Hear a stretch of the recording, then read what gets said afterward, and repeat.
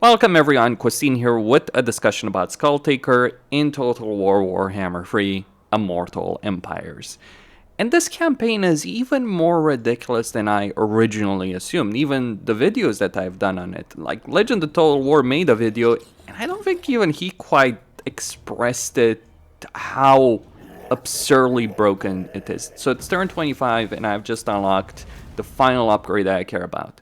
The upgrades you care about are the Wanderer, you want to max this out as quickly as possible, the Indomitable for the Teleport, the Demon Hunter for the Replenishment, especially for Skulltaker, and yeah, Penko for the sake of summoning a Blood Host. But here's the thing about it. You would assume, reasonably so, that this cloak, that these effects would be applied with Skulltaker, right? It's reasonable to assume so. Like, so you fight a battle with Skulltaker, you have plus 30% replenishment when you defeat a Lord. You get full replenishment for Skulltaker after defeating a Lord with him. But what is a Lord? Exactly. What gets counted as a Lord? Because apparently, like, yeah, I'm taking very few casualties over there.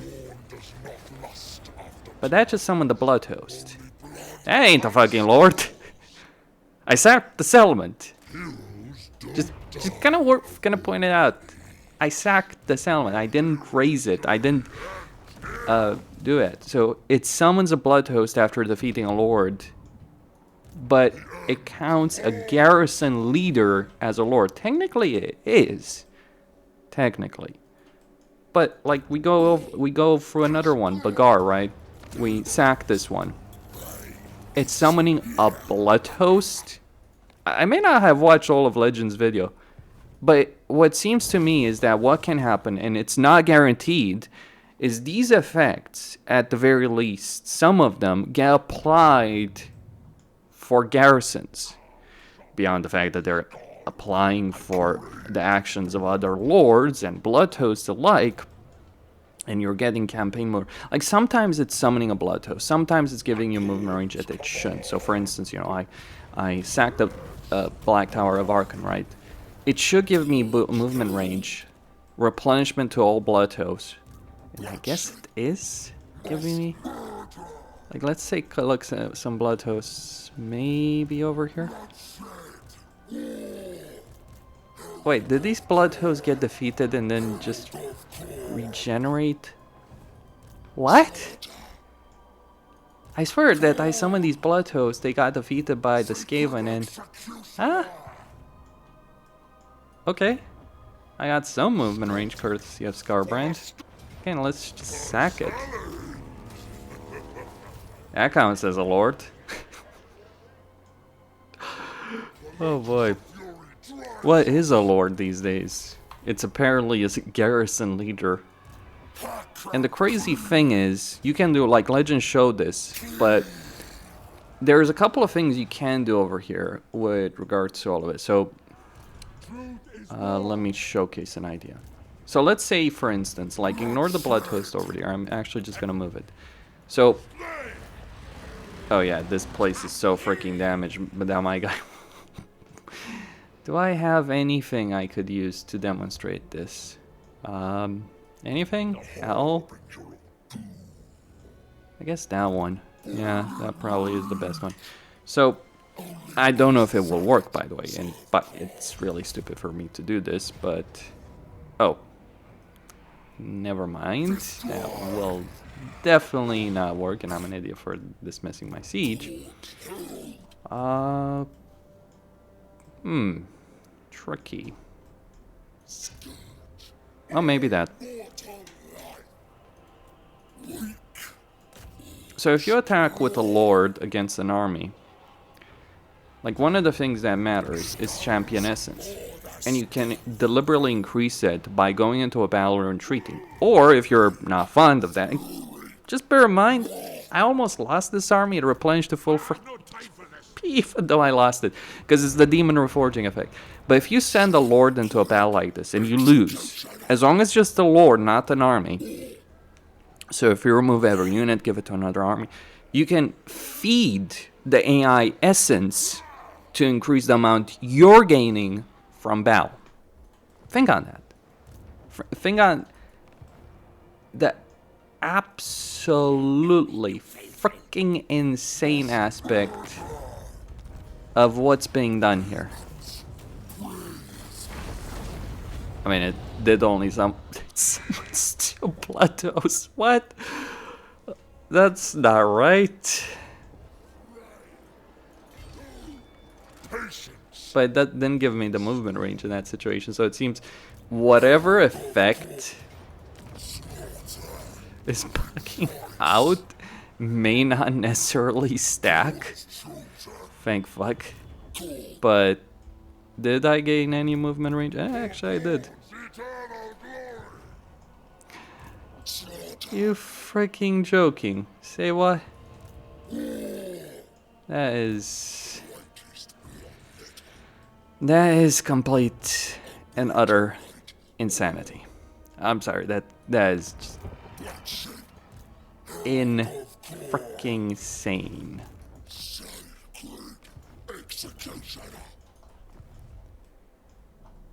So you're saying I created a situation where I can get infinite movement, infinite blood toast, infinite healing for all my blood toasts and Skulltaker by sacking garrisons?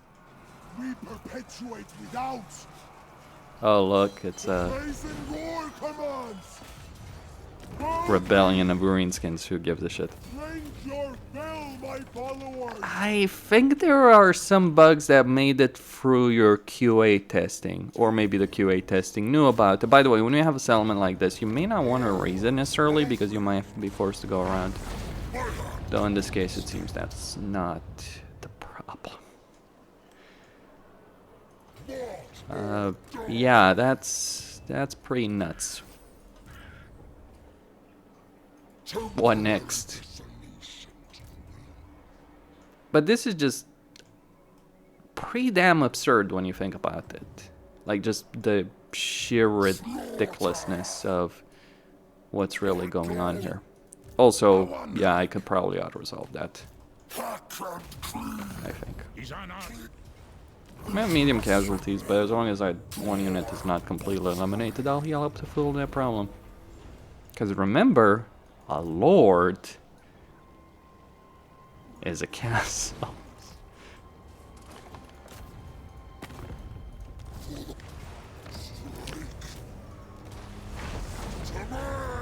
So apparently vampires only give me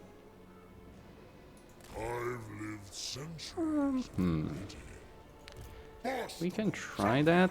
Yep.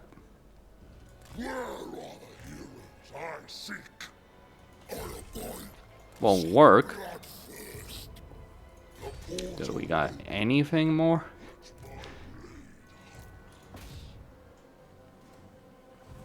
No.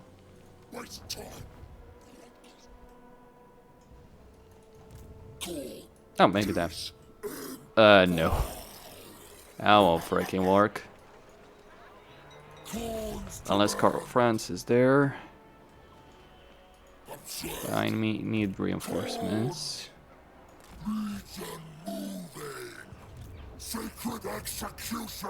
Problem is neither of them have siege attacker. Nope.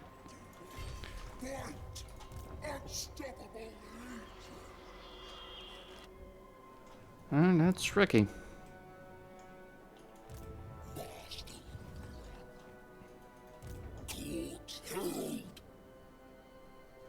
That is tricky.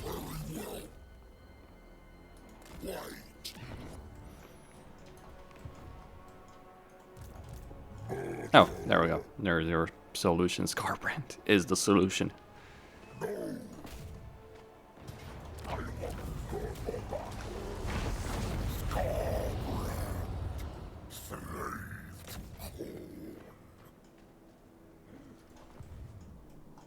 Yeah, that should have regenerated my HP.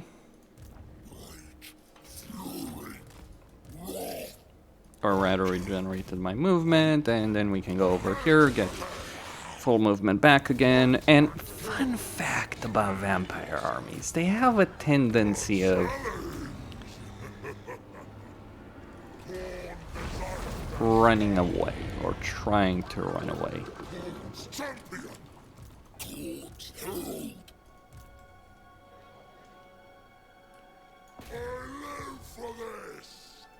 So in 25 turns, you're reaching bullshit levels, and if you're, and this is like a case of just auto-resolving your way. Oh, okay. So I guess we got a rebellion. Rip.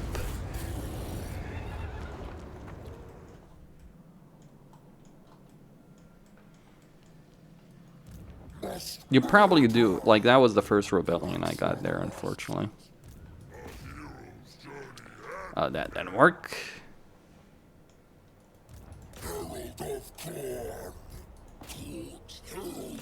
Nope, nope, nope.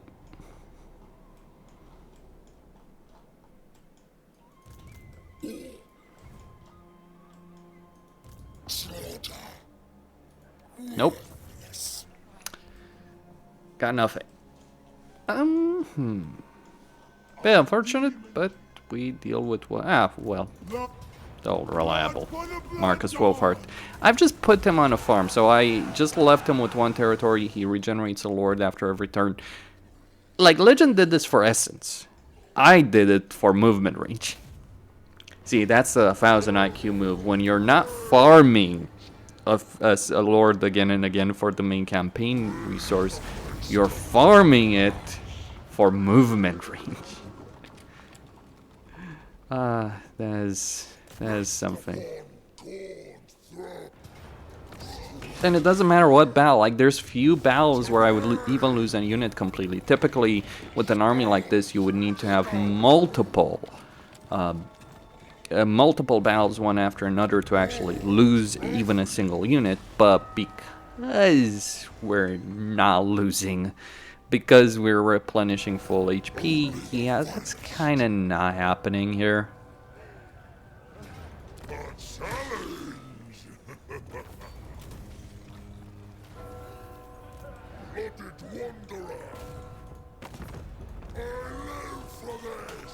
And mind you, wounded 4 turns. That's just great. Well, I guess that would be it, gentlemen. Skulltaker's reign of terror has ended this turn. Next turn we continue.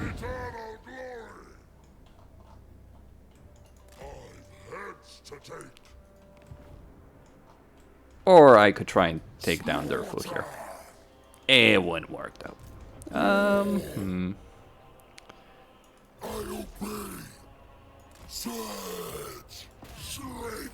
Nah, I'm not capable. Like, I would need that for an army to take down that fort.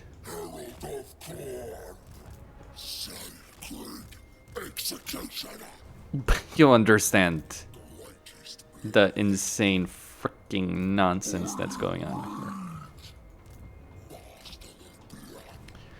In this campaign situation, and honestly, if I hadn't screwed myself over with Casabar right there, probably could have done it. Oh, maybe there is hope still. There is indeed. Because maybe we didn't gain the movement range from the settlement, but we did kill a lord right there for the AR. But it's not enough. So be it. But still, 25 turns to max out Skulltaker and just free upgrade shy of victory condition, 103 freaking so. Let's just win the campaign.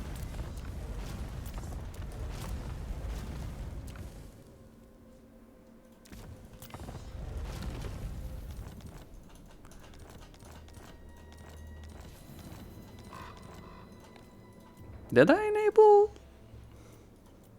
that? Anyway, long campaign victory condition, low recruit rank. In 25 turns, I did 103 settlements, and that's not even Ultima form. I want to see Legend do this campaign in like 10 fucking turns. I'll be impressed by that. Some dwarves. But I sadly have no military force to deal with them. Because, yeah, the army is not doing it. Rip. But there we go. Skulltaker's insane. So, infinite movement range, pretty much, if you don't fuck up like I did, or fuck up deliberately like I did. But yeah, infinite movement range, infinite replenishment, infinite blood toast, infinite economy. It did require some cheesing, but you will certainly get to this point in your campaign even without a cheese. It's, but I do wish to finish with this statement. Being able to do this does not make it a fucking good campaign. Just gonna say it outright. Like, it's not a good campaign. Maybe that counts. Just because you can't, just because you're strong. Now, I'm not against the campaign being strong. It's just like, it's like when you have a campaign that's built on, where you realize like the best freaking thing you can do is cheese the crap out of it. It doesn't make for a fun and engaging gameplay experience. Because like Khorne, for instance, take for instance the idea of Khorne. Khorne has gotten a lot more unit variety, lord variety, hero variety, you name it, right? It's there. You don't care about that with Skulltaker. I don't think I want to play this campaign, really. Like, in a serious sense, right? Like, because this is obviously not a fucking serious campaign. This is a cheese to the moon campaign. Because I know, like, if I were... Like, this is the thing people need to realize.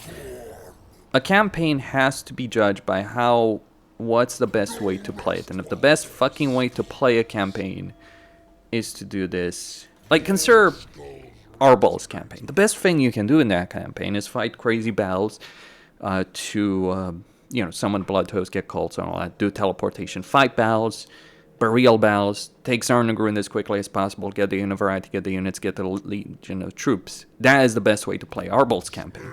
Garbrand's campaign, you know, just looking at other Khorne's campaign. With Skulltaker, it's just like cornering fucking Marcus Wolfhard, Albrecht until the rebellion comes up. Even Gorok I did in this campaign, cornering them, farming them for essence. It's a stupid...